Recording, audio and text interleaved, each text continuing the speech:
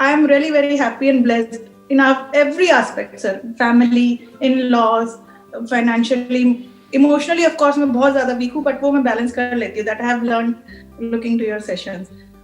कभी कभी ना सर ऐसा लगता है जैसे when we see too much poverty in the world, हमारे पास में इतना सब कुछ है, तो कभी कभी मन में बहुत ज्यादा ऐसा हो जाता है कि why we are having so much and there are people they don't have anything.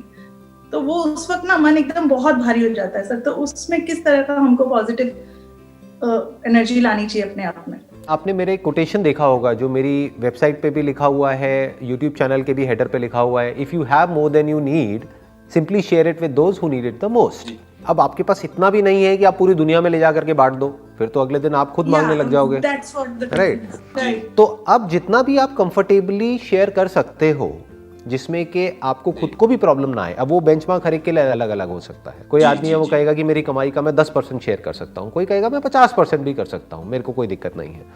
सो जितना भी आपके अंदर से आ रहा है उतना आप शेयर कर सकते हो. अब पॉइंट ये आएगा कि कैसे शेयर करो, क्योंकि प्रॉब्लम क्या है कि चैरिटेबल ऑर्गेनाइजेशंस के नाम पर भी बहुत सारी ऐसी ऑर्गेनाइजेशंस है जो कि फ्रॉड है, बहुत धांधलेबाजी है. तो आपको नहीं पता कि वो पैसा एक्चुअल में सही जगह तक पहुंचेगा या फिर बीच में ही कहीं पर गायब हो जाएगा, वो पैसा गलत हाथों पे चला जाएगा.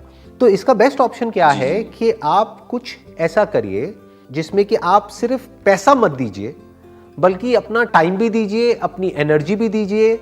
कुछ ऐसा करिए कि अपने आप को आप उस काम में इन्वॉल्व करिए, क्योंकि उसी में आपको एक्चुअल में सेटिस्फैक्शन मिलेगी अंदर से.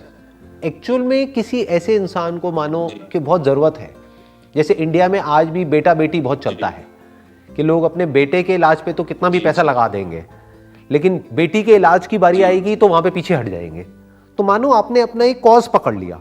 आपने कहा कि भाई अगर कोई बच्ची है जो मानो आपके जहां पर भी आप रहते हैं वहां पर कोई पास में गांव है, वहां पर कोई हॉस्पिटल्स है, वहां पर जाकर के आप डॉक्टर्स को बोल सकते हैं कि भाई कोई बच्ची आती है इस एज की, क्योंकि आपको टारगेटेड होना पड़ेगा, क्योंकि आपके पास लिमिटेड फंड्स है ना.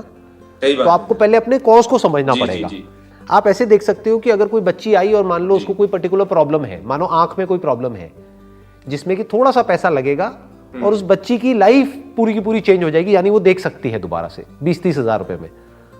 तो अगर इस तरीके से आप डायरेक्टली किसी की हेल्प कर पाओ, नॉट इनडायरेक्टली, क्योंकि आप किसी चैरिटेबल ऑर्गेनाइजेशन को देते हो तो पता नहीं क्या होगा क्या नहीं होगा, बट अगर डायरेक्टली कहीं पर जुड़ पाओ और इन्वॉल्व हो पाओ और जो आप कर रहे हो उसका इंपैक्ट आपको डायरेक्टली नजर आए, तो उसकी भी लाइफ बेटर होगी और आपकी भी बेटर होगी. Where you give your heart out, not just your money. सिर्फ पैसे से कुछ नहीं होता ना. फिजिकली भी इन्वॉल्व जितना हो पाएंगे उतना अच्छा होगा. दिल से अगर आप इन्वॉल्व हो जाएंगे तो आप देखेंगे कि जब ये सब, और इसी को संस्कार भी कहते हैं, कि आपके बच्चे जब ये देख देख करके बड़े होंगे कि मेरे जो माँ बाप हैं वो सिर्फ अपने बारे में नहीं सोचते हैं, तो धीरे धीरे आपके बच्चों के अंदर भी यही संस्कार पैदा होने लग जाएंगे. जब वो बड़े होंगे तो वो भी सबके बारे में सोच करके चलेंगे. बट अगर वो अपने घर में ऐसा माहौल देखेंगे कि ये तो सिर्फ अपने बारे में ही सोचते हैं, बच्चे बड़े समझदार होते हैं, वो सब देख रहे होते हैं, उनको सब समझ आ रहा होता है. क्योंकि प्रॉब्लम क्या होती है, हम बोलते बहुत कुछ है अपने बच्चों को लेकिन करते कुछ और है. बच्चों को कहते हैं बेटा झूठ नहीं बोलना चाहिए, तुम झूठ क्यों बोल रहे हो, और हम खुद उनसे झूठ बुलवाते हैं या उनके सामने झूठ बोलते हैं, तो गड़बड़ हो गई ना. वो कहेंगे ये तो खुद झूठे हैं और हमें कह रहे हैं झूठ मत बोलो. तो आपको, अगर आप कहते हो कि एक अच्छा इंसान बनो, अच्छा इंसान बनने का मतलब क्या कि भैया सबके बारे में सोच करके चलो, सिर्फ अपने बारे में मत सोचो. मतलब तुम्हारे माँ बाप, तुम्हारे दादा दादी, नाना नानी, ये वो फैमिली फ्रेंड, सबके बारे में सोच करके चलो. हाँ, अपने बारे में भी सोचो. इतने बेवकूफ भी मत बनो कि कोई भी तुमको बेवकूफ बना करके तुम्हारा सब कुछ लेकर के चला जाए, ऐसे भी मत बनो. लेकिन ऐसे भी मत बनो कि सिर्फ अपने बारे में ही सोचो. मतलब एक बैलेंस बनाओ. तो अगर आप ये चाहते हैं कि आपके बच्चे या आपकी आने वाली जनरेशन ऐसी हो, तो आपको खुद भी तो ऐसा होना पड़ेगा ना.